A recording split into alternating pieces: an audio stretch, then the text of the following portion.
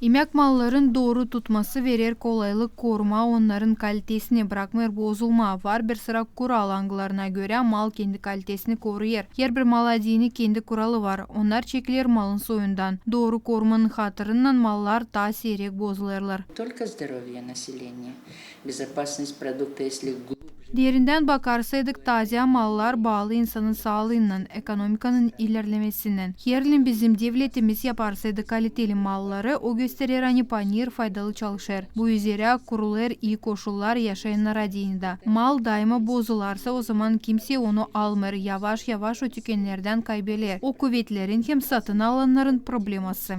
продукт уходит из рынка, и никто не станет покупать. Поэтому это проблема правителей, производителей и всего народа. Malların ta çöyü, yağını, balık, süt, zarzavatlar, yemişler hem meyveler hızlı bozulurlar. Dat, besli hem faydalı elementler, benizi bunlar önemli kaliteler her bir malda. Biz geldik karara sorma yaşayanlarda ne hesaba tası kalırlar tükende.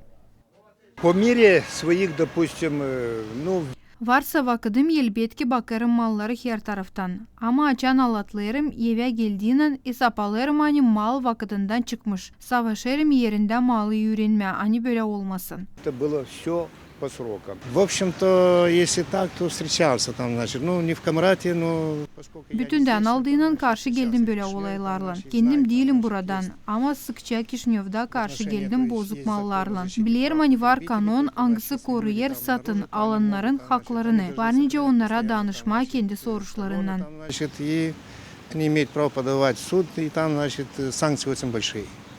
Обращаю внимание, да. Я доставучая. Внимательно следите. Внимательно. Ben belli ki almadığını malı her taraftan öğrenirim. Bana önemli hani mal olsun taze hem kaliteli. Впечатление, что не из мяса делают эти продукты. Когда я иду покупать, всегда смотрю на срок годности, когда его упаковали, когда... Açan giderim satın alma bakarım ne kadar vakti kaldı, ne zaman onu yaptılar, ne suyu tuttular, nerede hem ne kadar. Benim hesabıma gelirse kullanırım. Nasat ederim satıcılar sıkça baksınlar mallarına, hani yalandırma madeni yaşayanları. Var insanlar angları okumarlar ya da hızlıya satın alırlar, sonra evde hesap alırlar, hani mal bozuk, her türlü olur. Потом приходишь домой, бабочки летают в доме.